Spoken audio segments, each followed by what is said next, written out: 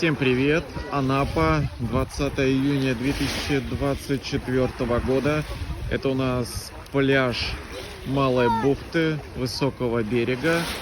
Погода сегодня хорошая, утром была в районе 30 градусов. Морюшка прогрелась в районе 24-25 градусов.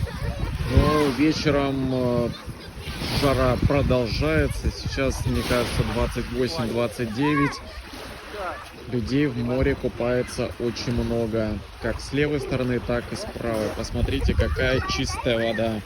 Водичка чистая, прозрачная, но можно сказать кристальная, как слеза младенца.